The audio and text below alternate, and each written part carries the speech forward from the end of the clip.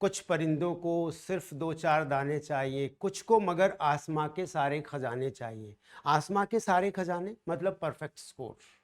अब आप कहोगे परफेक्ट स्कोर के लिए कितनी उड़ान भरनी है, कितना ऊंचा उड़ना है, फ्यूल तो खत्म होने को है। लेकिन घबराने की ज़रूरत नहीं है, आपको रिफ्यूलिंग के लिए ग्राउंड होने की कोई ज़रूरत नहीं है। बिकॉज हम जो है वो एयर रिफ्यूलिंग सिस्टम लेके आपके लिए आए हैं अपने टेस्ट सीरीज़ के थ्रू। और आपको पता है हमारा टेस्ट सीरीज़ चल पड़ा है, और इस टेस्ट सीरीज़ से हम क्वेश्चंस के थ्रू थ्योरी को रिवाइज कर रहे हैं, और थ्योरी को रिवाइज करा के, ऑब्जर्व करा के, और आपके सारे कंसेप्ट को क्लियर कर रहे हैं। और इसी क्रम में बेटे हमने एक दूसरा चैप्टर जो कि जेनेटिक्स का फर्स्ट चैप्टर है, that is principle of inheritance and variation, ये चैप्टर आपके सामने लेके आए हैं। और इस चैप्टर के कुछ सिलेक्टेड क्वेश्चंस के थ्रू हम थ्योरी को ऑब्जर्व और रिवाइज करेंगे। तो बिना देर के हम शुरू करते हैं principle of inheritance and variation के क्वेश्चंस। तो आज सबसे पहला क्वेश्चन हमारा है, when Mendel self-pollinated the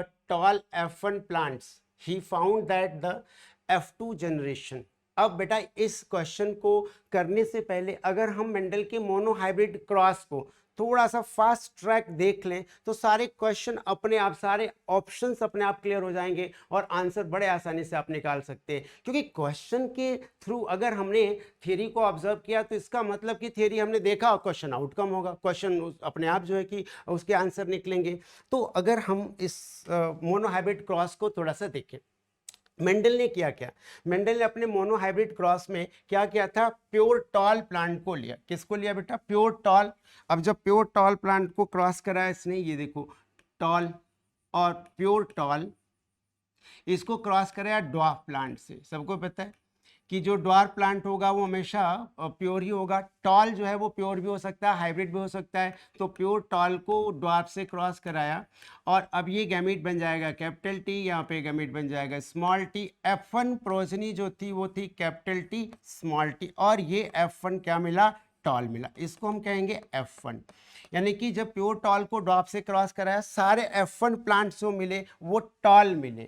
अब फिर इसकी जब सेल्फिंग कराई तो आफ्टर सेल्फिंग इन F2 जनरेशन, जब हम सेल्फिंग कराएंगे तो सेम जीनोटाइप से क्रॉस कराते हैं, सबको पता है। अब जब हमने सेल्फिंग कराई तो यहाँ पे देखो कैपिटल टी, यहाँ पे गैमेट होगा स्मॉल टी, फिर कैपिटल टी स्मॉल टी। और अब जब हम फर्टिलाइजेशन कराएंगे तो क्या होगा, capital T capital T capital T small T capital T small T और स्मॉल टी स्मॉल टी। यानी कि ये तीनों क्या मिले, टॉल मिले, और ये क्या मिला, ड्वार्फ मिला। दैट मीन्स कि tall and dwarf will were obtained in ratio 3:1। Tall और ड्वार्फ का रेशियो क्या मिला F2 जनरेशन में, 3:1 का मिला। अब इस क्रॉस से मेंडल ने क्या कॉन्क्लूड किया, अब ऐसे समझो कि जब प्योर टॉल को ड्वार्फ से क्रॉस कराया, F1 प्रोजनी में सिर्फ टॉल मिले। दैट मीन्स कि जब दो प्योर ब्रीडिंग वेराइटीज को क्रॉस कराया तो ऑल F1 प्रोजनी में एक ही पेरेंटल कैरेक्टर अपीयर हुआ, दूसरा पेरेंटल कैरेक्टर यहाँ पे हिडन था।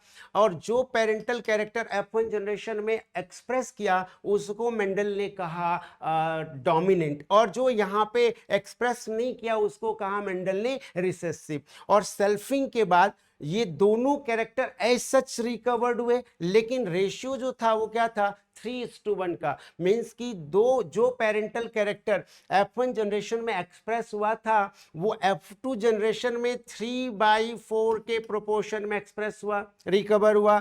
और जो कैरेक्टर F1 जनरेशन में हिडन था, जिसे रिसेसिव कहा, वो भी F2 में एज सच रिकवर हुआ, और वो 1/4 के प्रोपोर्शन में रिकवर हुआ। दैट मीन्स कि दोनों parental characters as such recover हुए F2 जनरेशन में, पर उनका रेशियो जो था वो डिफरेंशियल था।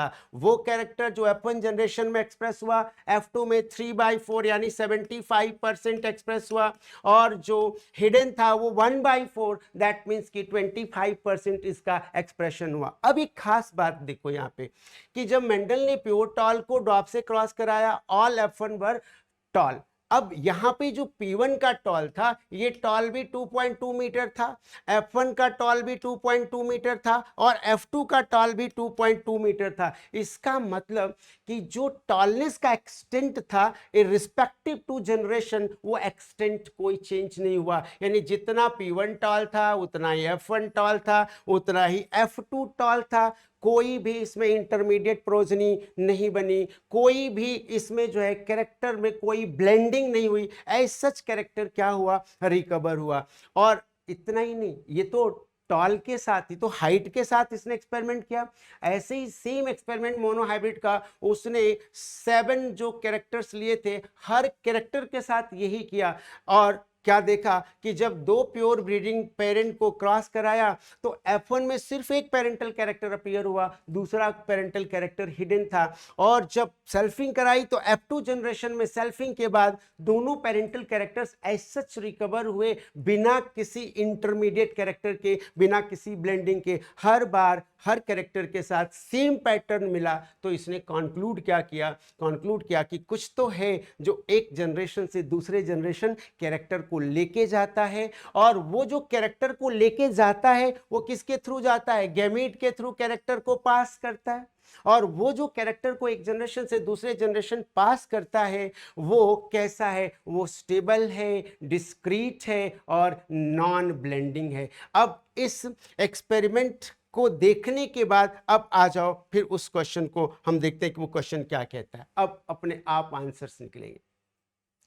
क्या कहता है कि when Mendel self-pollinated the tall F1 plant, he found that in the F2 generation, first statement देखो, 1/4 of the F2 plants were dwarf while 3/4 of the F2 plants were tall। एकदम सही है।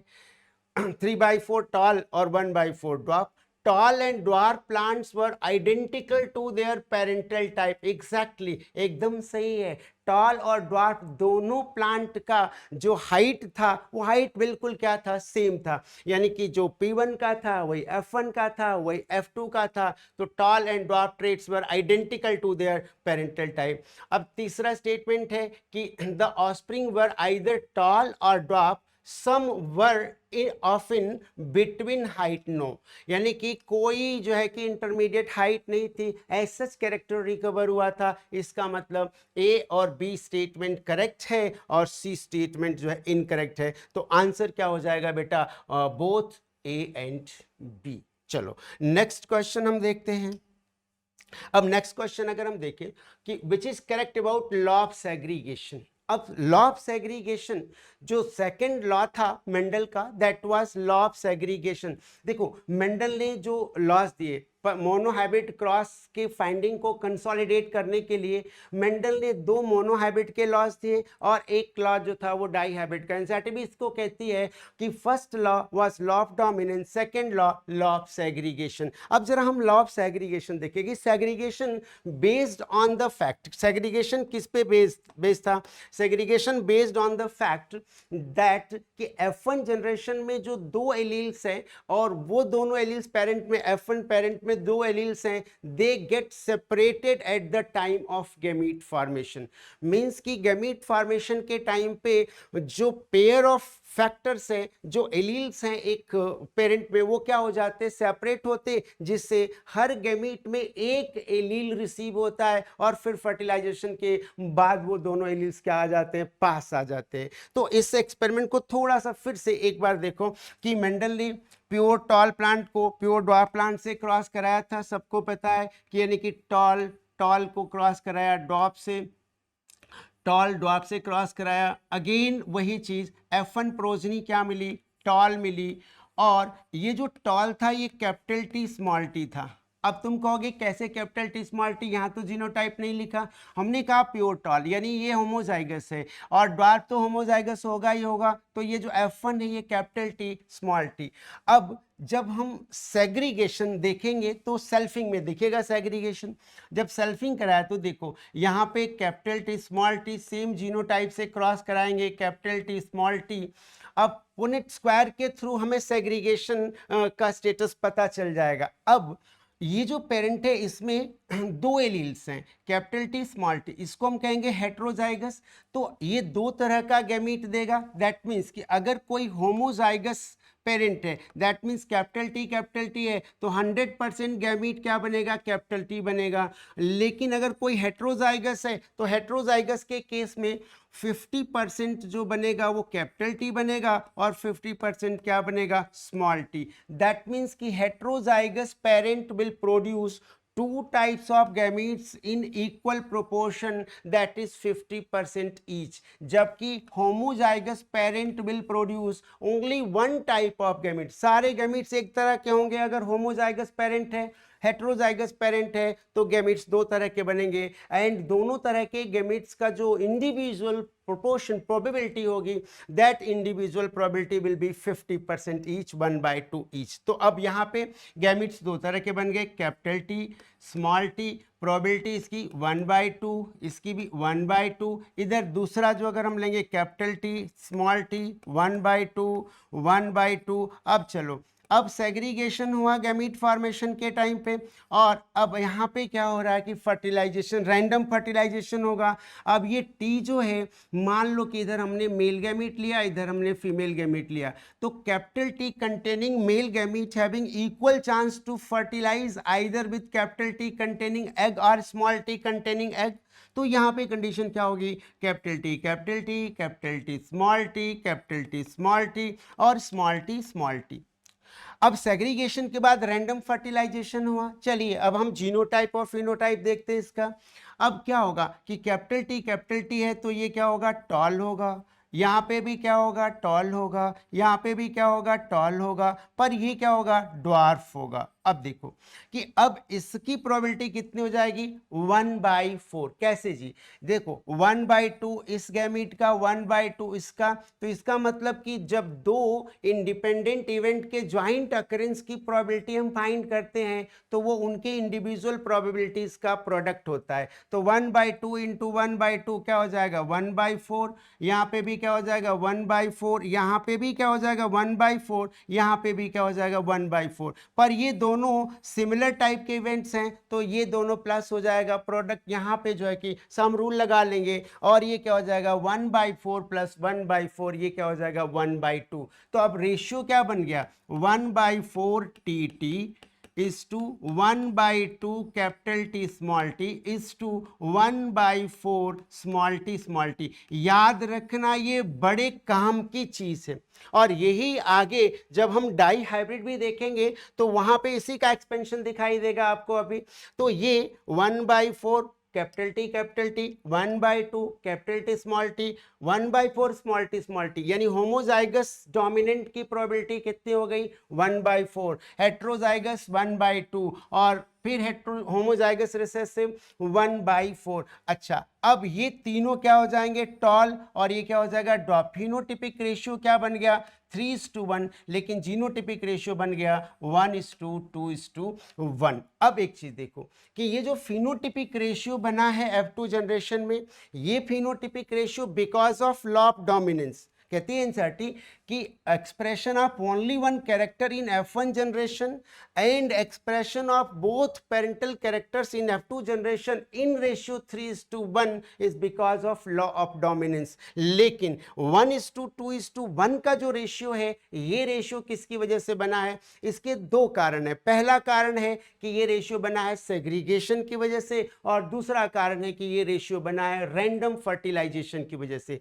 दैट मीन्स कि अगर ये allele segregate ना होते तो ये रेशियो ऑब्टेन नहीं होता, और अगर ये एलील सेग्रीगेट हो भी गए और ये रैंडमली फर्टिलाइज नहीं करते, कैपिटल टी सिर्फ कैपिटल टी के साथ फ्यूज करता, स्मॉल टी के साथ नहीं करता, तो भी ये रेशियो नहीं होता. तो 1:2:1 का जो रेशियो है, ये रेशियो दो वजह से है. एक तो सेग्रीगेशन की वजह से और दूसरा है रैंडम फर्टिलाइजेशन की वजह से. पर 3:1 का रेशियो जो है, it is because of law of dominance. Okay, अब आ जाओ, अब हम वापस आते हैं कि वही क्वेश्चन जब हम देखेंगे तो वो क्वेश्चन, अब इस कंसेप्ट के बाद उस क्वेश्चन को देखो, वापस आओ, देखो सारे आंसर अपने आप होंगे. देखो कह रहा है कि which is correct about law of segregation. अब पहली चीज कि both the characters are recovered as such in F2 generation though one of these is not seen in F1 stage. एकदम सही है, दोनों कैरेक्टर F2 जनरेशन में रिकवर होते हैं, जबकि एक कैरेक्टर हिडन था F1 में. बिल्कुल ठीक है. दो the parent contain two alleles. During gamete formation, alleles of a pair segregate from each other. एकदम सही है। जैसे कैपिटल टी स्मॉल टी, दो एलील्स एक कैरेक्टर के थे, गैमीट फॉर्मेशन के टाइम पे दोनों एलील्स क्या हो गए, सेग्रीगेट हो गए, सेपरेट हो गए, ये भी ठीक है। अब कह रहा है कि homozygous parent produce all gametes that are similar, while heterozygous parent produces two kinds of gametes each having one allele with equal proportion. Exactly, एकदम सही है कि जैसे कैपिटल टी एक ही तरह का होमोजाइगस पेरेंट एक तरह का गैमेट प्रोड्यूस किया, हेट्रोजाइगस पेरेंट जो है कि दो तरह का गैमेट इन इक्वल प्रोपोर्शन। इसका मतलब तीनों के तीनों स्टेटमेंट करेक्ट है और आंसर क्या बन जाएगा बेटा, A B and C. Okay, अब आओ नेक्स्ट क्वेश्चन की तरफ हम चलते हैं। अब ये छोटा सा क्वेश्चन बड़ा काम का है।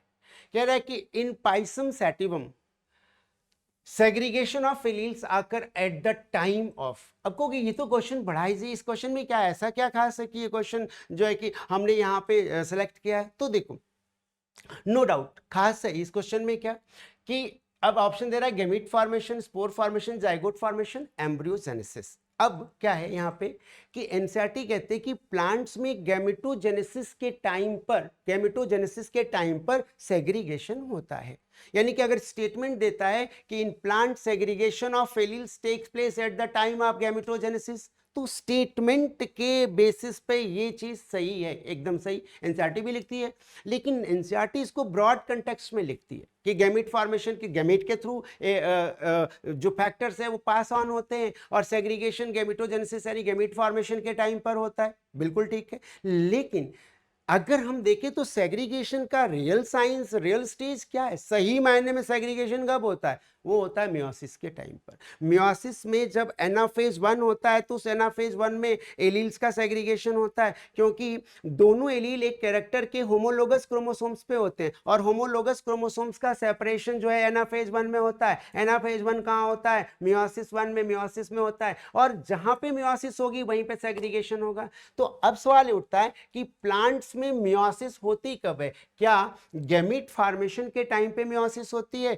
या स्पोर फॉर्मेशन के टाइम पे मियोसिस होती है? तो जवाब आपका क्या होगा, स्पोर फॉर्मेशन के टाइम पे, क्योंकि प्लांट्स में स्पोरिक मियोसिस होती है। जो डिप्लॉयड प्लांट, जो सीड प्लांट्स हैं, वहां पे स्पोरिक मियोसिस होती है, स्पोर प्रोड्यूस्ड आफ्टर मियोसिस। तो जब मियोसिस होगी तो वहां पे सेग्रीगेशन होगा। सो सेग्रीगेशन का टाइम जो होगा, सेग्रीगेशन का जो स्टेज होगा वो गैमीट फॉर्मेशन नहीं होगा प्लांट में, वो क्या होगा, स्पोर फॉर्मेशन। यानी कि अगर गैमीट फॉर्मेशन, स्पोर फॉर्मेशन में से एक सेलेक्ट करना होगा तो answer will be spore formation. पर अगर स्टेटमेंट बेस्ड क्वेश्चन पूछता है कि during gametogenesis in plant segregation of alleles takes आकर, तो बिल्कुल ठीक है, वो चल जाएगा। पर यहां पे अगर स्पेशली स्पोर फॉर्मेशन दिया है तो आंसर आपका हो जाएगा स्पोर फॉर्मेशन, इसलिए इस क्वेश्चन को यहां पे आपके लिए सेलेक्ट किया गया। चलो नेक्स्ट क्वेश्चन देखते हैं बेटा। अब इस क्वेश्चन में देखो बच्चे कि ये क्वेश्चन टेस्ट क्रॉस का क्वेश्चन है और इस क्वेश्चन में क्या कर रहा है कि following is the diagrammatic representation of a test cross, select the option with the correct interpretation A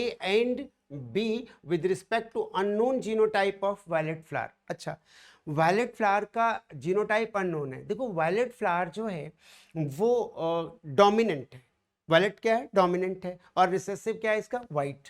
तो अब ये वायलेट फ्लावर है, इसका जीनोटाइप अननोन है। अब यहाँ पे बड़ा सिंपल है कि यहाँ पे देखो, अगर ये होमोजाइगस रिसेसिव से क्रॉस कराने के बाद सारे के सारे प्लांट्स अगर टॉल मिल रहे हैं, इसका मतलब कि ये क्या है, ये होमोजाइगस वायलेट है, यानी कि होमोजाइगस डोमिनेंट है। पर यहाँ पे देखें कि होमोजाइगस रिसेसिव से क्रॉस कराने के बाद जो वायलेट और वाइट है, दैट मीन्स कि डोमिनेंट और रिसेसिव ये दोनों 1:1 के रेशियो में मिल रहे हैं। दैट मीन्स कि half of the flowers are violet and half of the flowers are white. इसका मतलब कि यहाँ पे जो रेशियो, वो रेशियो क्या मिल रहा है, 1:1 का रेशियो मिल रहा है। और हमें पता है कि 1:1 का रेशियो जो होता है वो किस में होता है, टेस्ट क्रॉस में होता है। तो इसका मतलब कि अगर इसके साथ ये क्रॉस कराने पे सारे के सारे अगर वायलेट देता है, तो इस केस में इसका जीनोटाइप जो होगा वो क्या होगा, होमोजाइगस डोमिनेंट होगा। इस केस में क्या हो जाएगा, हेट्रोजाइगस डोमिनेंट हो जाएगा। तो आंसर क्या हो जाएगा आपका F2। चलो नेक्स्ट क्वेश्चन पे हम आते हैं बच्चे। अब बेटे ये क्वेश्चन देखो कि ये डाइहाइब्रिड का क्वेश्चन है और इस क्वेश्चन में क्या कह रहा है कि in a certain plant yellow fruit colour Y is dominant to green small y and round shape R is dominant to long small r। The two genes involved are located on different chromosome when capital Y, small y, capital R, small r is self-pollinated, then expected result will be। अब ये question जो है आपको देखने से लग रहा है कि ये क्वेश्चन डाइहाइब्रिड का है, डाइहाइब्रिड की सेल्फिंग का ये क्वेश्चन है। अब अगर हम डाइहाइब्रिड सेल्फिंग देख ले तो उसकी इस क्वेश्चन के थ्रू बहुत सारे रेशियोज, बहुत सारे शॉर्टकट्स हम जो है कि फाइंड कर सकते हैं। तो जरा देखो कि डाइहाइब्रिड सेल्फिंग में क्या क्या।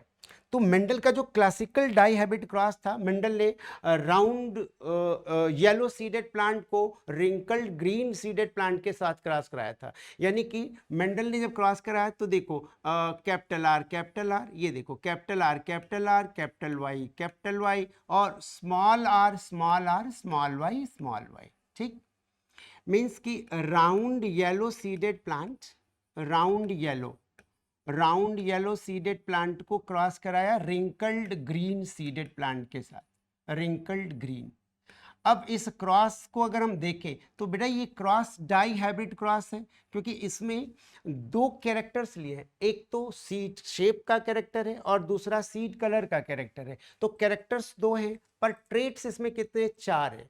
बिकॉज हर कैरेक्टर के जो डिटेक्टेबल वेरिएंट्स होते हैं उनको क्या कहते हैं, हम ट्रेट कहते हैं। जैसे सीड शेप जो है उसके 2 डिटेक्टेबल वेरिएंट्स है, एक तो राउंड और दूसरा है रिंकल्ड। सिमिलरली सीड कलर के 2 डिटेक्टेबल वेरिएंट्स हैं, एक है येलो और दूसरा है green. Round shape is dominant over wrinkled and yellow seed is dominant over green. अब इस क्रॉस को देखिए, इसका मतलब ये डाइहाइब्रिड क्रॉस है।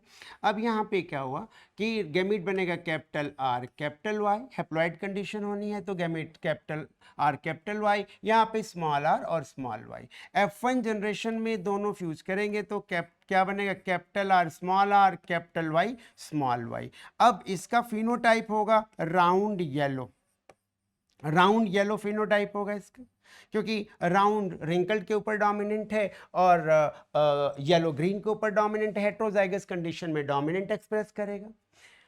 अब अगर इसकी सेल्फिंग कराएं हम F2 जनरेशन में, capital R capital Y small Y, selfing कराएं तो सेल्फिंग के लिए मेथड्स आपने यूज किए हैं, checker board method, Punnett square आप यूज करते हैं, फॉर्क लाइन यूज करते हैं। यहाँ पे चेकर बोर्ड जो कि क्लासिकल मेथड है, कंपटीशन में उसका कोई रेलेवेंस एज सच नहीं रह जाता है, क्योंकि हमको तो शॉर्टकट बेसिस पे काम करना है, इतना टाइम तो है नहीं कि हम चेकर बोर्ड बनाएंगे वहाँ पे। तो यहाँ पे हम अगर इसकी सेल्फिंग कराएं, फॉर्क लाइन से सेल्फिंग करा के देख सकते हैं और फिर फॉर्क लाइन को भी छोड़ के हम सीधे शॉर्टकट पे आएंगे। तो देखो यहाँ पे 2 मोनोहाइब्रिड क्रॉसेस की सेल्फिंग हो रही है। जैसे capital R small R capital R small R, एक मोनोहाइब्रिड क्रॉस हो गया, ये भी एक मोनोहाइब्रिड क्रॉस हो गया। दैट मीन्स कि ये जो सेल्फिंग है, इस सेल्फिंग में 2 मोनोहाइब्रिड क्रॉसेस की सेल्फिंग हो रही है। अब अगर हम इंडिविजुअली इनको देख ले तो आपको पता है कि मोनोहाइब्रिड में रेशियो जो बनता है 1:2:1 का जीनोटिपिक रेशियो बनता है। तो अगर देखें तो कैपिटल आर एक जीनोटाइप ये बनेगा, कैपिटल आर एक बनेगा और स्मॉल आर एक बनेगा। अब इसका रेशियो क्या बन जाएगा, 1:2:1। मोनोहाइब्रिड में यही तो है रेशियो, याद करो आपने पढ़ा था कि मोनोहाइब्रिड में कैपिटल टी स्मॉल टी 1:2:1। तो ये 3 तरह से अपेयर हुआ। उसी तरह से जो वाई है कैरेक्टर, दैट मीन्स की जो सीड कलर का कैरेक्टर है, ये भी 3 तरह से अपेयर होगा, कैपिटल वाई स्मॉल वाई। इसके साथ भी 3 तरह से वाई अपेयर होगा, कैपिटल वाई स्मॉल वाई। और इसके साथ भी 3 तरह से अपेयर होगा, कैपिटल वाई स्मॉल वाई। अब देखो कि अब ये जो जीनोटाइप बनेगा आर वाई, ये बनेगा capital R Y small Y, capital R small Y. ये क्या बनेगा बेटा, एक capital R capital Y capital R small Y capital R small Y. यहाँ पे स्मॉल आर कैपिटल वाई। अब देखो small R capital and small Y और स्मॉल आर स्मॉल वाई। अब देखिए सिंपल, ये निकल आया टाइप ऑफ जीनोटाइप्स। अब ये सारे जीनोटाइप्स आ गए। अब इसमें हम देखें तो इनका फिनोटाइप क्या होगा, इनका नंबर क्या है। लिसन, अब यहाँ पे आप देखोगे तो इसका नंबर कितना होगा, सिंपल सी बात है, अगर 1 2 1 ये है तो ये भी क्या होगा 1:2 2:1, तो इसका मतलब अभी ये क्या हो जाएगा 1 × 1, भाई ये भी तो 1, ये 2 और ये 1, इसी तरह से यहाँ पे भी 1 2 1, यहाँ पे भी 1 2 और 1 ऐसे आएगा।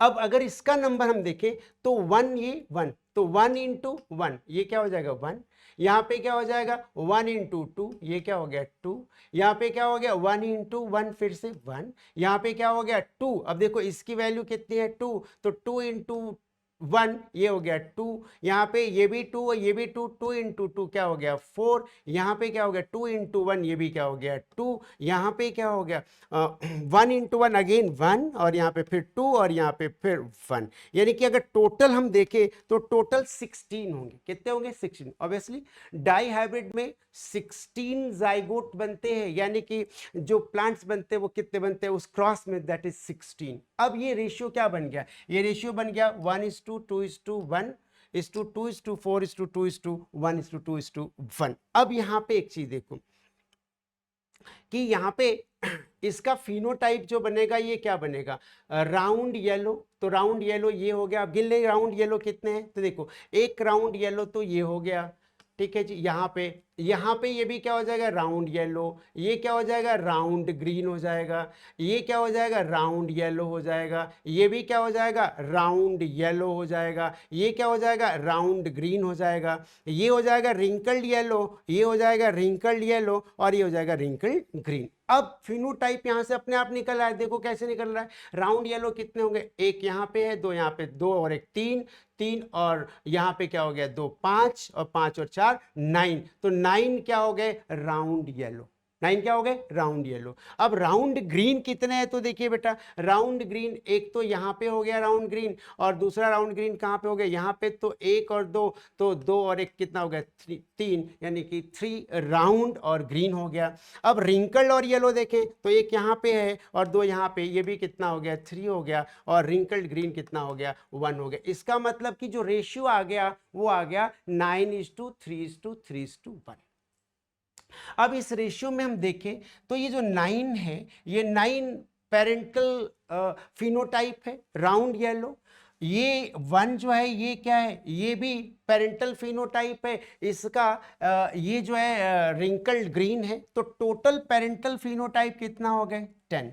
अब ये दोनों जो है वो क्या हो गए बोलो 3:3, ये हो गए रिकॉम्बिनेंट। दैट मीन्स कि यहाँ पे पेरेंटल वर्सेस रिकॉम्बिनेंट का जो रेशियो होगा वो क्या हो जाएगा 10:6। क्या हो गया 10:6। तो 10 पेरेंटल और 6 क्या है रिकॉम्बिनेंट्स है। इन्हीं रिकॉम्बिनेंट्स को हम कहते हैं मेंडेलियन रिकॉम्बिनेंट्स। अब ये जो रिकॉम्बिनेंट्स बने हैं लिसन केयरफुली, रिकॉम्बिनेशन का जो सबसे बड़ा कारण होता है वो होता है क्रॉसिंग ओवर, और एनसीईआरटी कहती है कि in association with crossing over mutation is another cause which leads to variation in DNA, that is recombination. यानी रिकॉम्बिनेशन के दो कारण हो गए, एक हो गया कॉन्टिन्यूअस वेरिएशन का, एक कारण हो गया क्रॉसिंग ओवर। पर ये रिकॉम्बिनेंट्स जो बने हैं ये क्रॉसिंग ओवर की वजह से नहीं बने हैं। यही सवाल पूछता है कि जो Mendelian recombinants dihybrid cross के F2 जनरेशन में बने वो क्या क्रॉसिंग ओवर का आउटकम थे? नो, ये किसकी वजह से बने थे? इंडिपेंडेंट असॉर्टमेंट की वजह से बने थे। किसकी वजह से? इंडिपेंडेंट असॉर्टमेंट की वजह से। दैट मीन्स कि अब हम यहाँ पे क्या देख रहे हैं कि जो पेरेंटल कॉम्बिनेशन है उस पेरेंटल कॉम्बिनेशन में राउंड और येलो एक साथ है, रिंकल्ड और ग्रीन एक साथ है, पर यहाँ पे हम क्या देख रहे हैं 3 जगह ऐसा है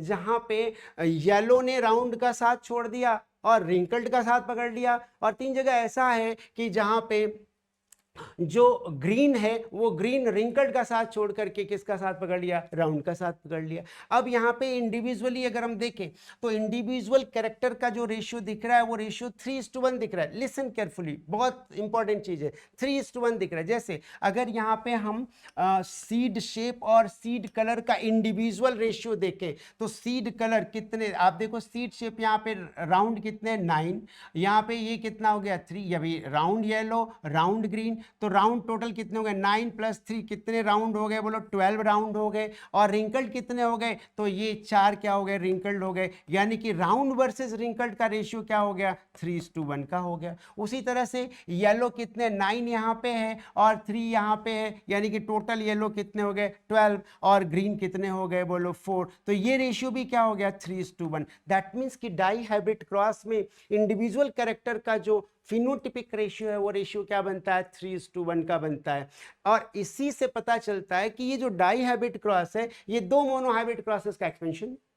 तो अब यहाँ पे शॉर्टकट हम बड़े अच्छे से लगा सकते हैं। पहले समझो बात को कि अब यहाँ पे आपसे सवाल पूछेगा कि F2 जनरेशन में सपोज कि आपसे पूछता है कि F2 जनरेशन में डाई हाइब्रिड क्रॉस के F2 जनरेशन में what will be proportion of progeny having both characters homozygous dominant। अब देखो both characters homozygous dominant that means कि दोनों लोकस पे homozygous dominant होना चाहिए। तो ये है देखो capital R capital homozygous dominant है यहाँ पे, बाकी और कहीं पे नहीं है। तो अब इसका नंबर कितना हो गया 1 और टोटल जो है कि प्रोजनी कितने 16, तो ये प्रोपोर्शन हो जाएगा 1/16। इसी तरह से अगर आपसे पूछता है कि what will be proportion of progeny having both characters homozygous recessive, तो दोनों कैरेक्टर होमोजाइगस रिसेसिव एक ही जगह पे है, यानी स्मॉल आर स्मॉल वाई और ये क्या हो जाएगा 1/16। अगर कहे कि F2 generation die hybrid cross के F2 जनरेशन में what will be proportion of progeny having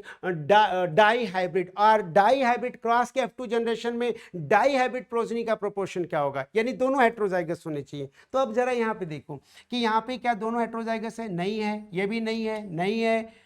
यहाँ पे देखो यहाँ पे ये भी नहीं है, ये हेट्रोजाइगस है पर ये हेट्रोजाइगस नहीं है, यहाँ पे नहीं। यहाँ पे देखो ये हेट्रोजाइगस है ये भी हेट्रोजाइगस है, यस ये हो गया। यहाँ पे नहीं, एक ही हेट्रोजाइगस एक ही हेट्रोजाइगस एक ही नहीं है, यहाँ पे दोनों होमोजाइगस है, यानी कि एक ही जगह पे है जहाँ पे दोनों क्या है हेट्रोजाइगस है। और इनका नंबर कितना है, इनका नंबर है 4। अगर इनका नंबर 4 है तो टोटल प्रोजनी है 16, 4/16 आंसर हो जाएगा। लेकिन क्या आपके पास इतना टाइम है कि आप ये इतना वहां पे क्रॉस ये फॉर्क लाइन बनाओगे? नहीं, आपके पास इतना टाइम नहीं है। लेकिन आपके पास इससे जो है कि जो कंसेप्ट मिल गया वो यूज करने का तो टाइम है। अब देखो ये सीढ़ी है, मान लो आप आसमान पे जाना, अगर आपको पहुंचना है छत पे, तो ये जो सीढ़ी है इस सीढ़ी का यूज तो किया पर इस सीढ़ी को छोड़ना पड़ेगा आपको और फिर आपको जो है कि छत पे जाना पड़ेगा। लास्ट सीढ़ी भी छोड़नी है, लेकिन इससे जो कंसेप्ट मिला उसको शॉर्टकट में आप अप्लाई करोगे, लेके चलोगे। चलो अब हम शॉर्टकट लगाते हैं। यहाँ पे सपोज करो, मान लो आपसे कहा कि यहाँ पे कैपिटल यहाँ पे दिया, सपोज कि यहाँ पे दिया कैपिटल आर स्मॉल आर और कैपिटल वाई स्मॉल वाई और इसकी सेल्फिंग कराई capital R capital Y small Y. ठीक, ये सेल्फिंग होगी। अब आपको फिनोटिपिक रेशियो फाइंड करना है कि F2 जनरेशन में फिनोटिपिक रेशियो क्या होगा, इस सेल्फिंग का फिनोटिपिक रेशियो क्या होगा। तो सिंपल देखो यहाँ पे ये क्या दिख रहा है आपको पता है, ये मोनो हाइब्रिड क्रॉस है, ये दूसरा मोनो हाइब्रिड क्रॉस है। आपको पता है मोनो हाइब्रिड क्रॉस का रेशियो क्या होता है 3:1। यहाँ पे क्या होता है 3:1। इसका जीनोटिपिक रेशियो क्या होता है 1:2:1। यहाँ पे भी 1:2:1। अब सिंपल हो गया कि अब 3:1 और ये 3:1, तो अब आपको 3:1 इसको क्या करना, होल स्क्वायर कर देना है, मल्टीप्लाई कर दो 3:1 और इसको मल्टीप्लाई कर दिया फिर किससे 3:1 से। देखो दो मोनो हाइब्रिड क्रॉसेस आ गए, क्या आ गया 3×3 = 9, यानी 9:3:3:1। सिंपल यहीं से निकला। अब ये आया कैसे, वो सीढ़ी इसलिए बताई ताकि आप जानो कि ये कैसे आया। सिंपल यहाँ पे शॉर्टकट से निकाल सकते हैं 9:3:3:1। अब दूसरे इसी तरह से दूसरे क्वेश्चंस जो पूछे जाएंगे आपसे कि डाई हाइब्रिड क्रॉस के F2 जनरेशन में डाई हाइब्रिड का प्रोपोर्शन क्या होगा, क्या प्रोपोर्शन होगा डाई हाइब्रिड का। सिंपल आ जाओ, अब अपने दिमाग में जीनोटाइप बनाओ। अच्छा डाई हाइब्रिड का जीनोटाइप क्या बनेगा, यानी capital R small R capital Y small Y, ये डाई हाइब्रिड का जीनोटाइप। अब इसका पूछ रहा प्रोपोर्शन क्या होगा। टोटल प्रोजनी डाई हाइब्रिड में 16 होती है। आपको पता है इसकी वैल्यू हमने क्या रखा था 1:2:1 का रेशियो जो है, इसकी वैल्यू हेट्रोजाइगस की क्या हो गई 2 इंटू इसकी वैल्यू क्या हो गई 2 और ये क्या हो जाएगा 4 4/16 निकल आया 1/4 शॉर्टकट। अब अगर आपसे पूछता है कि what will be proportion of progeny having both characters homozygous dominant, simple, आपको फॉर्क लाइन में भी नहीं जाना है, होमोजाइगस डोमिनेंट, दोनों character homozygous dominant, R R Y Y, यही होना चाहिए। अब यहाँ पे इसकी वैल्यू क्या होती है, 1 होती है, इसकी वैल्यू क्या होती है, 1 होती है, ये क्या हो गया 1/16, क्या हो गया, ये प्रोपोर्शन निकला है। बोथ कैरेक्टर्स होमोजाइगस रिसेसिव, अगर दोनों कैरेक्टर होमोजाइगस रिसेसिव चाहिए, जीनोटाइप देखो दिमाग में, small R small R small Y, monohybrid का रेशियो अप्लाई करो यहाँ पे, इसका प्रोपोर्शन क्या होता है, दैट इज 1, इसका क्या होगा 1 × 1 1/16, क्या आ गया 1/16, सिंपल। आपको अब फॉर्क लाइन भी पूरा करने की जरूरत नहीं है, वहां से आप शॉर्टकट अप्लाई करके और निकाल सकते हैं। अब सपोज करो कि एक और क्रॉस यहाँ पे देखते हैं, मान लो कि यहाँ पे एक क्रॉस देता है कि capital T small T capital Y small Y, tall yellow seeded plant को क्रॉस कराया, सपोज करो capital T small Y tall green के साथ, ये क्या हो गया, ये देखो ये टॉल येलो सीडेड प्लांट है। अब टॉल येलो को क्रॉस कराया किसके साथ, टॉल ग्रीन के साथ, टॉल ग्रीन। अच्छा, अब आपसे पूछ रहा है कि what will be proportion of tall yellow, tall yellow, tall green, tall green, dwarf yellow, dwarf yellow और ड्वार्फ ग्रीन। अब इनका प्रोपोर्शन आपको बताना है, ड्वार्फ ग्रीन। अब इस क्रॉस से अब करोगे क्या, क्या आप उसी तरह से फॉर्क लाइन बनाओगे, इतना टाइम आपके पास नहीं, वही शॉर्टकट अप्लाई करेंगे। अगर यहाँ अप्लाई हो गया तो इसका मतलब बहुत अच्छे से काम कर रहा है शॉर्टकट। अब देखो यहाँ पे हम देखें तो यहाँ पे टोटल जो गैमीट्स बनेंगे ये 4 तरह के बनेंगे, और इससे गैमीट्स कितने तरह के बनेंगे, 2 तरह के। इसका मतलब क्लियर हो गया कि टोटल प्रोजनी जो बनेगी वो 8 बनेगी, 8 तरह की प्रोजनी बनेगी, 8 प्रोजनी बनेगी। 4 तरह के गैमीट से 2 तरह का गैमीट है, 8 प्रोजनी बनेगी। अब यहाँ पे क्रॉस को देखो इंडिविजुअल, अब ये क्रॉस जो है वो मोनोहाइब्रिड की सेल्फिंग है। अब इसका रेशियो क्या होगा, 3:1 होगा, मोनोहाइब्रिड सेल्फिंग 3:1 का रेशियो। टॉल वर्सेस ड्वार्फ का रेशियो 3:1 का होगा, यानी कि 3 टॉल होगा 1 ड्वार्फ होगा। और अगर इस क्रॉस को हम देखें तो ये जो क्रॉस है ये क्या है, ये 1:1 रेशियो देगा बेटा। देखो ये क्रॉस जो है ये मोनोहाइब्रिड की क्या है, टेस्ट क्रॉस है, ये टेस्ट क्रॉस है, और ये मोनोहाइब्रिड की सेल्फिंग है। इसका रेशियो 3:1 होगा, इसका रेशियो 1:1 होगा। अब आप आ जाओ यहाँ पे सीधे यहीं से निकालो, टॉल येलो, टॉल येलो यानी टॉल कितना है 3 और येलो कितना है, यहाँ पे देखो ये येलो वर्सेस ग्रीन का रेशियो है, तो येलो कितना है 1, यानी 3 × 1/8 क्या हो गया बेटा, बोलो 3/8, क्या हो गया 3/8।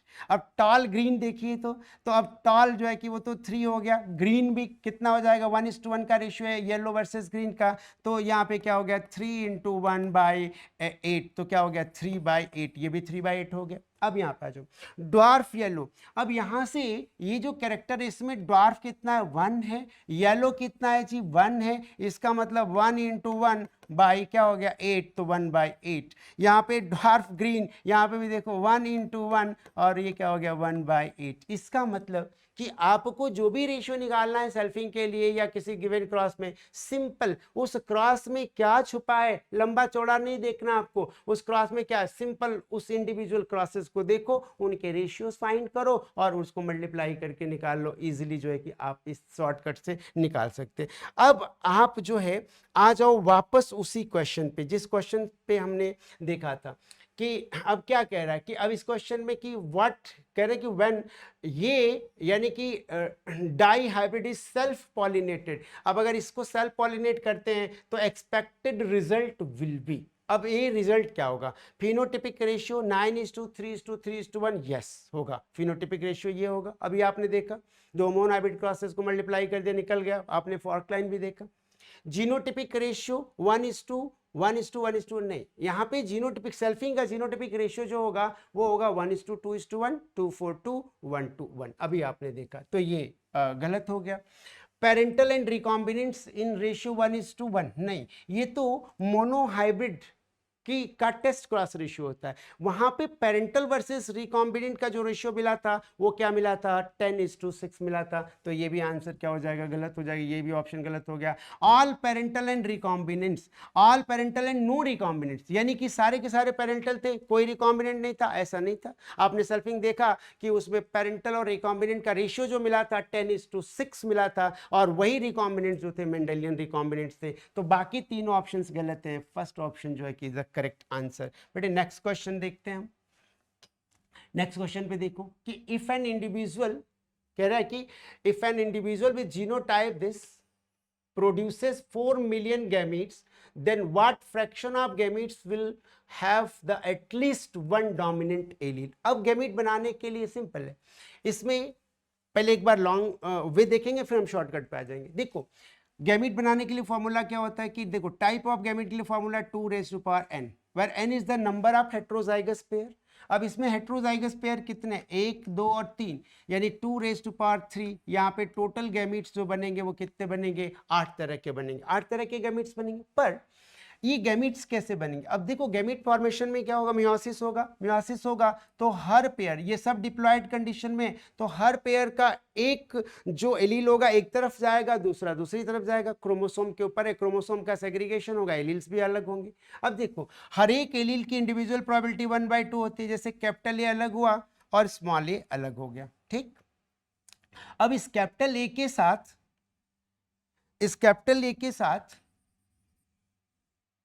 यहाँ पे देखो कैपिटल ए अलग हुआ, स्मॉल ए अलग हुआ, यानी कैपिटल ए की प्रोबेबिलिटी 1/2 हो गई, स्मॉल ए भी क्या हो गया, 1/2 हो गया। अब इसके साथ बी हेट्रोजाइगस है तो कैपिटल बी भी आएगा और स्मॉल बी भी आएगा, यहाँ भी कैपिटल बी और स्मॉल बी, सिंपल। और इसके साथ सी भी दोनों तरह से है, capital C small C, capital C small C, यहाँ पे कैपिटल सी और स्मॉल सी, कैपिटल सी और स्मॉल सी, सिंपल।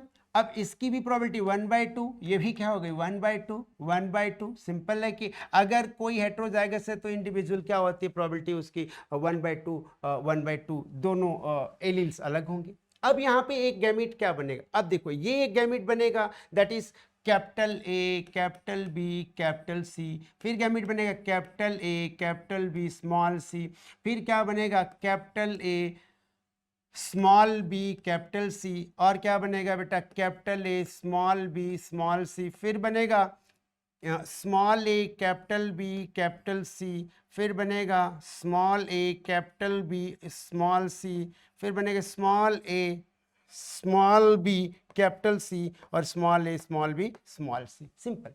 अब देखो कि इनका इंडिविजुअल प्रोपोर्शन 1/2, 1/2, 1/2 क्या आ गया 1/8। अब ऐसे भी हम देख सकते हैं कि टोटल गैमीट्स बने 1, 2, 3, 4, 5, 6, 7 और 8 टोटल गैमीट्स बने। यहां से भी निकल सकता है इंडिविजुअल इनकी प्रोबेबिलिटी 1/2, 1/2, 1/2, तो 1/2 इंटू 1/2 इंटू 1/2, 1/8 ऐसे भी निकाल सकते हैं। तो सारे 1/8, 1/8, 1/8 बन जाएंगे। अब कह क्या रहा है कि इसमें से कितने, ध्यान रखो अगर 4 मिलियन गैमीट्स बनाता है, चलो कोई बात नहीं, चाहे जितना भी बनाए, हमें फाइंड क्या करना है, हमें फाइंड करना है कि gamete will have at least 1 dominant allele.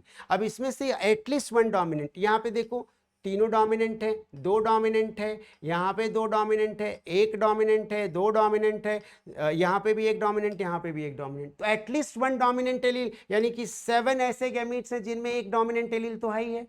तो एक ही है जहां पे सारे के सारे क्या है बोलो रिसेसिव है। तो आंसर क्या हो जाएगा यहाँ पे कि एटलीस्ट 1 डोमिनेंट एलील 7 और टोटल जो गैमीट्स बने 8, यानी कि 7/8। आंसर क्या हो गया 7/8।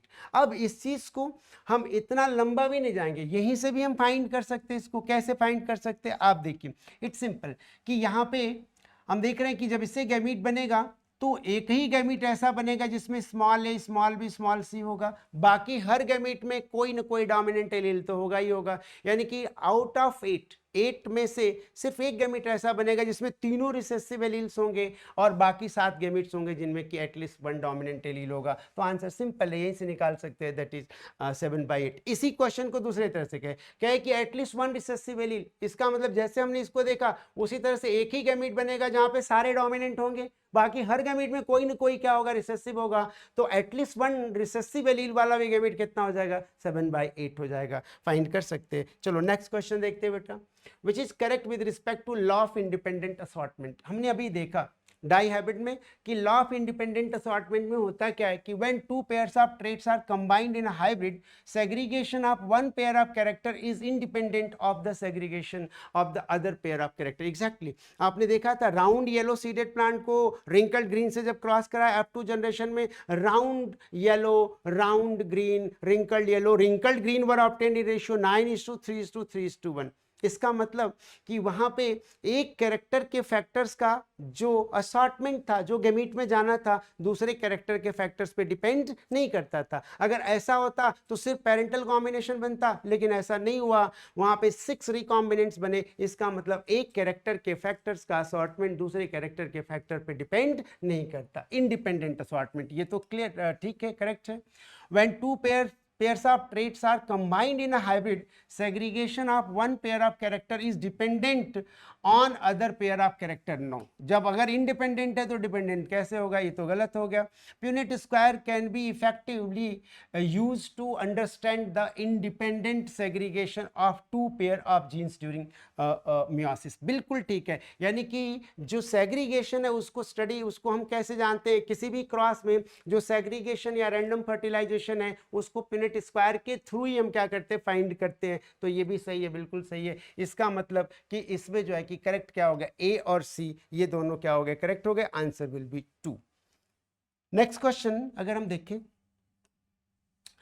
तो क्या कह रहे कि if 2 snapdragon plants with capital R small R genotypes are crossed, the F2 phenotypic ratio produced is। बेटे ये देखो, ये जो स्नैपड्रैगन की केस होती है ये इनकम्प्लीट डोमिनेंस का केस है। किसका केस है, इनकम्प्लीट डोमिनेंस। अब कह रहा है कि अगर 2 हेट्रोजाइगस को हम क्रॉस कराएं तो जो रेशियो बनेगा फिनोटिपिक रेशियो क्या बनेगा। तो यहाँ पे इनकम्प्लीट डोमिनेंस की केस को थोड़ा सा डिटेल में आप इसको देखिए।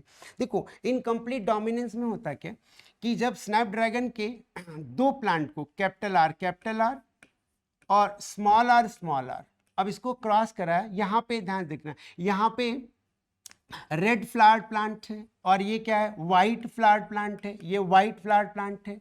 अब इन दोनों को क्रॉस करा, यहाँ पे क्या होगा, कैपिटल आर, यहाँ पे स्मॉल आर। अब ये F1 जनरेशन जो बनेगा कैपिटल आर स्मॉल आर, और ये क्या मिला, ये पिंक मिला। क्या मिला, पिंक। यहाँ पे बड़ी इंटरेस्टिंग केस कि जब 2 प्योर ब्रीडिंग वेराइटीज को क्रॉस कराया, रेड और व्हाइट फ्लावर प्लांट को क्रॉस कराया, तो F1 प्रोजनी जो है वो पिंक मिली, इंटरमीडिएट मिली। और इसी केस को बोला इनकम्प्लीट डोमिनेंस। क्या बोला, इनकम्प्लीट डोमिनेंस। यानी कि incomplete dominance is partial expression of alleles in heterozygous condition so that F1 progeny is intermediate between 2 pure breeding parent. This condition is called, this partial expressivity is called as incomplete dominance। आप आगे dominance का explanation देखेंगे तो incomplete dominance में क्या हुआ, partial expressivity हो रही है, expression थोड़ा कम हो रहा है। क्या हो रहा है, कम हो रहा है। अब इस केस में देखूं कि अगर रेड को व्हाइट से क्रॉस कराया, F1 प्रोजनी क्या मिली, पिंक मिली। मिलना क्या चाहिए था, तो बच्चे कहते हैं रेड। क्यों, क्योंकि कहते हैं डोमिनेंट है। कैसे डोमिनेंट है, यहां पे जब तक ये F1 जनरेशन में एक्सप्रेस नहीं करेगा तब तक वो डोमिनेंट हो ही नहीं सकता। कौन डोमिनेंट होगा, हु इज डोमिनेंट, जो कि हेट्रोजाइगस कंडीशन में एक्सप्रेस करेगा। जब तक हेट्रोजाइगस कंडीशन में कोई ट्रेट एक्सप्रेस नहीं करता तब तक उसे डोमिनेंट नहीं कहेंगे। इसीलिए यहाँ पे कंफ्यूजन क्यों हुआ आपको कि आपने कहा रेड, रेड क्यों डोमिनेंट इसे मान लिया, क्योंकि यहाँ पे ये अपर केस से लिखा, इसलिए आपने डोमिनेंट कंसीडर कर लिया, इसे जो है कि रिसेसिव कंसीडर कर लिया। ये हमारी बुक्स में यहाँ पे जो है कि चीजें लिखी हुई, एनसीईआरटी ने भी कैपिटल आर स्मॉल आर लिखा है, पर सही इसका डिपिक्शन जो है वो फॉरेन राइटर्स में दिया हुआ है कि यहाँ पे capital R1, capital R1, capital R2, capital R2, क्योंकि उन्होंने ट्रेंड चेंज किया, क्योंकि वो जानते थे कंफ्यूजन होता अपर केस माने डोमिनेंट और लोअर केस माने रिसेसिव। और इसी ट्रेडिशन को आगे टीएस मॉर्गन ने चेंज किया और उन्होंने डोमिनेंट और रिसेसिव को, वाइल्ड और रिसेसिव को एक्सप्रेस करने के लिए प्लस और नॉन प्लस का सिंबल लिया। ड्रोसोफिला के एक्सपेरिमेंट में आप जब पढ़ोगे तो देखोगे उसमें। इसका मतलब कि इसको क्या होना चाहिए था, रेड नहीं होना चाहिए तो क्या होना चाहिए था? देखो इसको होना क्या चाहिए था, इसको एक पेरेंट जैसा होना चाहिए था। क्यों भाई एक पेरेंट जैसा क्यों होना चाहिए था? क्योंकि मेंडल का जो ओरिजिनल क्रॉस था, मेंडल ने जब मोनोहाइब्रिड क्रॉस कराया था तो उस मोनोहाइब्रिड क्रॉस में क्या देखा था कि जब दो प्योर ब्रीडिंग पेरेंट को क्रॉस कराया तो F1 जनरेशन में एक ही पेरेंटल कैरेक्टर अपीयर हुआ था। 7 कैरेक्टर्स को लेके उन्होंने जो क्रॉसेस किए थे, मोनोहाइब्रिड क्रॉसेस, कि जब दो प्योर ब्रीडिंग पेरेंट्स को क्रॉस कराया तो F1 प्रोजनी में एक ही पेरेंटल कैरेक्टर अपीयर हुआ था, दूसरा पेरेंटल कैरेक्टर हिडन था। जो अपीयर हुआ उसे डोमिनेंट कहा, जो हिडन था उसे रिसेसिव किया कहा। पर यहां पे एक पेरेंटल कैरेक्टर नहीं अपीयर हुआ, यहां पे दोनों में से पेरेंटल कैरेक्टर दोनों का, ये F1 क्या हो गया, दोनों का इंटरमीडिएट हो गया। अब इसी को क्या बोला, इसी को का इनकम्प्लीट डोमिनेंस। और ये मेंडल के लॉ का डेविएशन, पहला डेविएशन मेंडल के लॉ का इनकम्प्लीट डोमिनेंस, जो कि मोनोहाइब्रिड लॉ का लॉ ऑफ डोमिनेंस का डेविएशन हुआ। अब देखो कि अब यहां पे इसकी अगर हम सेल्फिंग कराते हैं, यही क्वेश्चन में कि इसके हम सेल्फिंग कराते हैं तो क्या होगा। तो सेल्फिंग के बाद अटेंशन, अगर हम इसकी सेल्फिंग करा दें तो after selfing capital R small R, अगर सेल्फिंग कराएं तो क्या मिलेगा, R R capital R small R, capital R small R, small R small R. अब दो हेट्रोजाइगस की अगर हम सेल्फिंग कराते हैं तो अभी एक चीज देखो यहाँ पे, ये क्या हो जाएगा, रेड हो जाएगा, ये क्या हो जाएगा, पिंक हो जाएगा, ये पिंक हो जाएगा, और इसका मतलब कि रेड, पिंक और व्हाइट का रेशियो क्या हुआ, 1:2:1। रेड, पिंक और व्हाइट का रेशियो 1:2:1। अब ये रेशियो फिनोटिपिक रेशियो भी है, यानी एक रेड, दो पिंक और एक व्हाइट, तो रेड, पिंक, व्हाइट 1:2:1। यही फिनोटिपिक रेशियो है और यही जीनोटिपिक रेशियो है। इंटरेस्टिंग, यानी कि इनकम्प्लीट डोमिनेंस के केस में जो जीनोटिपिक और फिनोटिपिक रेशियो है, ये दोनों रेशियो क्या है, सेम है। और वो रेशियो क्या है, 1:2:1। अब यहाँ पे बात समझनी है, पूछा भी है क्वेश्चन कि जो इनकम्प्लीट डोमिनेंस है, क्या उसमें दोनों ही रेशियो मेंडल के मोनोहाइब्रिड क्रॉस से डेविएट करते हैं या सिर्फ एक रेशियो करता है। मेंडल के मोनोहाइब्रिड क्रॉस में फिनोटिपिक रेशियो क्या था, 3:1। यहाँ पे फिनोटिपिक रेशियो क्या हो गया, 1:2:1। वहां पे जीनोटिपिक रेशियो क्या था, 1:2:1। यहाँ पे भी जीनोटिपिक रेशियो क्या है, 1:2:1। इसका मतलब ये हुआ कि इनकम्प्लीट डोमिनेंस मेंडल के लॉ का डेविएशन है, लेकिन यहाँ पे सिर्फ फिनोटिपिक रेशियो अल्टर करता है, जीनोटिपिक रेशियो सेम होता है और होना भी चाहिए, क्योंकि ये जो जीनोटिपिक रेशियो 1:2:1 का मिला था मेंडल को लॉ ऑफ सेग्रीगेशन में, वो सेग्रीगेशन की वजह से होता है, और सेग्रीगेशन जो है वो यूनिवर्सल लॉ है। और यहां पे फिनोटिपिक रेशियो का बदल जाना, जीनोटिपिक रेशियो का रिमेन सेम रहना, इस बात को बताता है कि law of segregation universal law है। अब यहां पे देखो कि अगर ये पिंक फिर क्या हुआ कि जब पिंक की सेल्फिंग कराई तो यहाँ पे रेड, पिंक और व्हाइट तीनों अपीयर हो गए। इसका मतलब कि यहाँ पे ये ब्लेंडिंग इनहेरिटेंस शो कर रहा है, यस शो कर रहा है ब्लेंडिंग इनहेरिटेंस। लेकिन ये जो ब्लेंडिंग है, ये ब्लेंडिंग सिर्फ फिनोटिपिक लेवल पे, क्योंकि अगर जीनोटिपिक लेवल पे ब्लेंडिंग होती तो यहाँ पे रेड और व्हाइट अलग नहीं होते, अपीयर नहीं होते, सारे पिंक होते। दैट मीन्स कि यहाँ पे ब्लेंडिंग तो हुई है, पर ये ब्लेंडिंग सिर्फ ऊपर से फिनोटाइप के लेवल पे हुई है, जीनोटिपिक लेवल पे कोई ब्लेंडिंग नहीं हुई है। तो अगर कहे कि incomplete dominance is an example of blending inheritance, yes, पर कैसा ब्लेंडिंग इनहेरिटेंस है, only at the level of phenotype, not at the level of genotype. तो अब इस क्वेश्चन को हम फाइंड कर सकते हैं इसका आंसर कि the two snapdragon plant with this genotypes are cross the F2 phenotypic ratio produced is. तो F2 फिनोटिपिक रेशियो बेटा देखो क्या हो गया, ये हो गया 1:2:1, ये रेशियो यहाँ पे आ गया।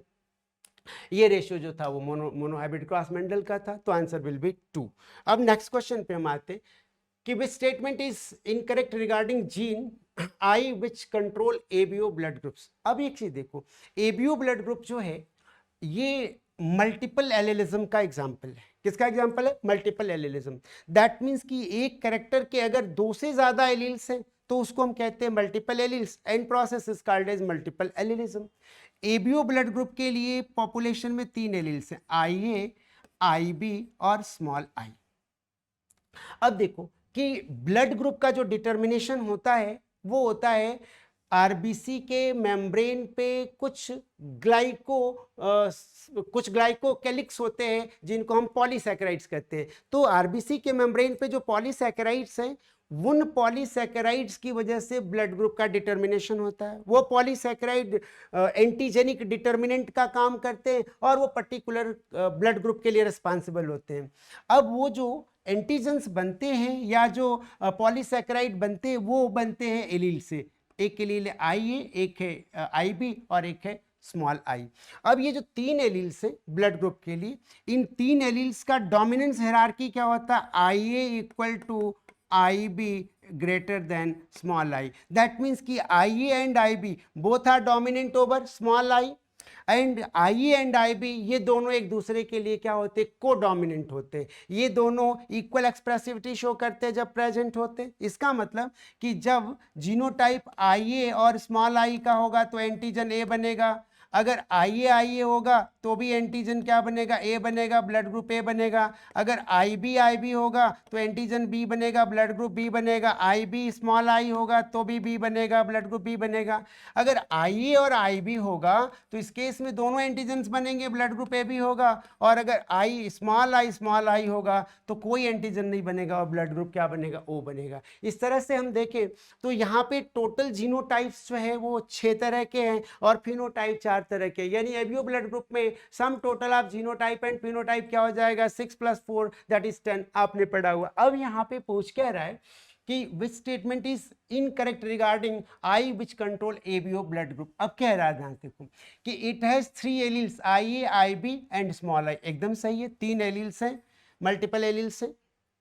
अच्छा, आपको पता है मल्टीपल एलील्स पॉपुलेशन में होते हैं। फास्ट ट्रैक करो इसको कि मल्टीपल एलील्स, सारे मल्टीपल एलील्स कहाँ पे डिस्ट्रीब्यूटेड होते हैं? पॉपुलेशन में। एक इंडिविजुअल में सिर्फ कोई 2 मल्टीपल एलील हो सकता है, जो गैमीट है उसमें सिर्फ एक मल्टीपल एलील हो सकता है कोई। और मल्टीपल एलील्स जो है वो होमोलोगस क्रोमोसोम के सेम लोकस को ऑक्यूपाई करते हैं, इसीलिए एक डिप्लॉयड इंडिविजुअल में कोई 2 मल्टीपल एलील्स हो सकते हैं। और सारे मल्टीपल एलील्स कहाँ पे डिस्ट्रीब्यूटेड होते हैं? पॉपुलेशन में डिस्ट्रीब्यूटेड होते हैं।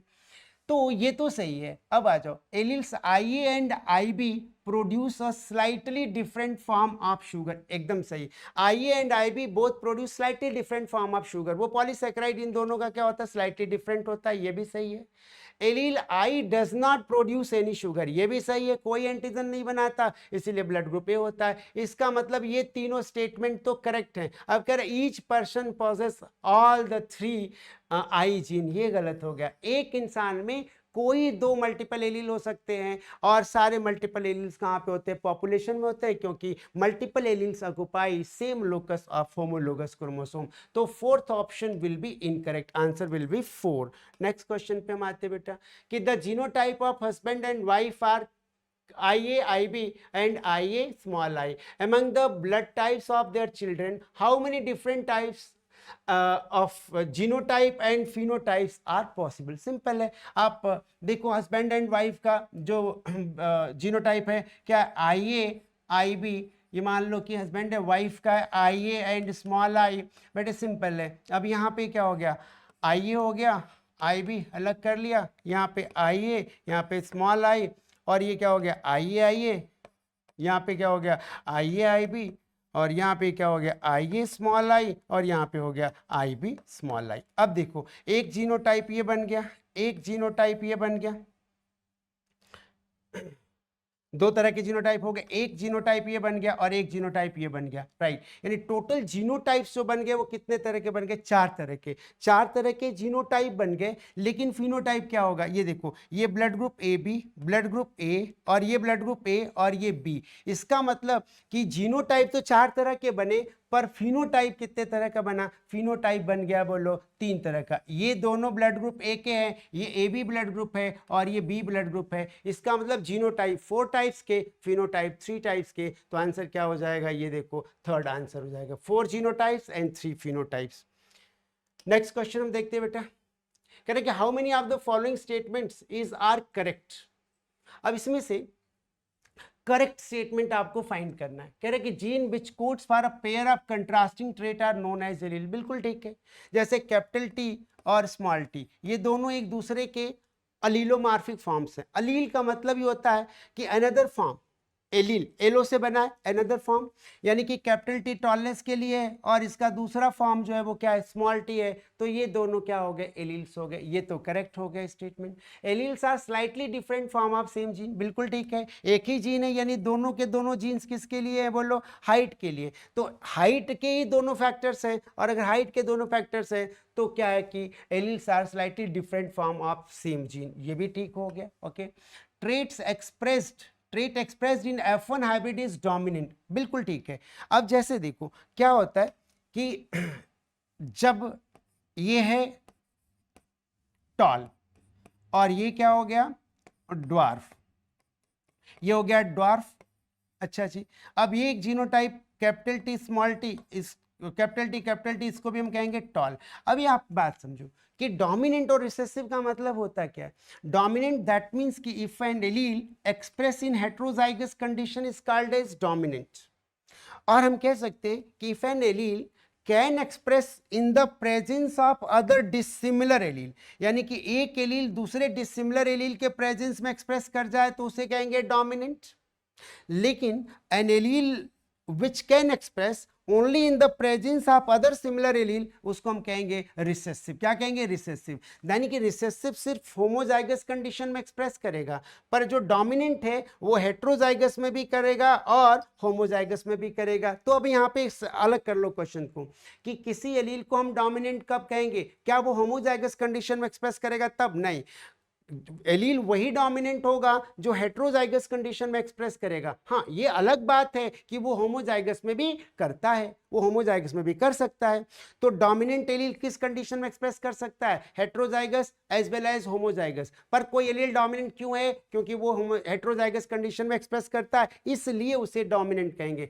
पर अगर कोई एलील सिर्फ होमोजाइगस कंडीशन में एक्सप्रेस करेगा तो वो क्या होगा, रिसेसिव। अब यहाँ पे थोड़ा इसको समराइज करो कि डोमिनेंट एलील किस कंडीशन में एक्सप्रेस करेगा, तो आपका जवाब होगा homozygous as well as heterozygous. Recessive allele किस कंडीशन में एक्सप्रेस करेगा, सिर्फ होमोजाइगस। ठीक है। दूसरी बात कि कोई एलील डोमिनेंट कब होगा, क्या तब जब वो होमोजाइगस में एक्सप्रेस करेगा या हेट्रोजाइगस में करेगा, हेट्रोजाइगस में करेगा। यानी कि डोमिनेंट होना ना होना उसकी एक्सप्रेसिविटी हेट्रोजाइगस कंडीशन में है या नहीं, इस पे डिपेंड करता है। हाँ, ये अलग बात है कि होमोजाइगस में भी एक्सप्रेस करता है। तो इसका मतलब क्या हो गया कि इफ एन क्या हो गया कि trait expressed in F1 hybrid is dominant. ये भी सही हो गया, ये भी सही, ये भी सही, ये भी सही हो गया। Punnett square was developed by German, ये गलत हो गया, ब्रिटिश बॉटनिस्ट था दैट इज आरसी पुनेट। तो ये स्टेटमेंट क्या हो गया, रॉन्ग हो गया।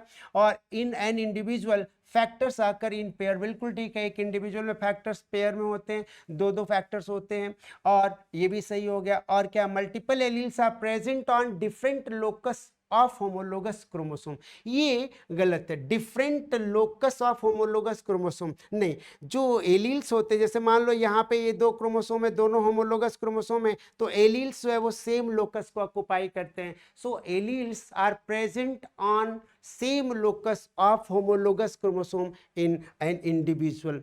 तो ये स्टेटमेंट जो होगा वो क्या हो जाएगा बेटा, रॉन्ग हो जाएगा। इसका मतलब डी और एफ ये दोनों इनकरेक्ट है, ए बी सी और ई करेक्ट है। तो 4 स्टेटमेंट इसमें क्या है, करेक्ट है। ठीक है, इस तरह से कुछ हमने सिलेक्टेड क्वेश्चंस आपके सामने डिस्कस किए और आपको कोशिश की कि आपको जो है जो शॉर्टकट्स हैं वो मिले और जो है कि आपकी तैयारी थोड़ी और स्ट्रीमलाइन हो जाए, स्मूथ हो जाए। और अब जो है कि फिर मिलते हैं अगले वीडियोस में। फिर आप देखिए अपने नीट की तैयारी। ऑल द बेस्ट बेटा। Okay, good bye.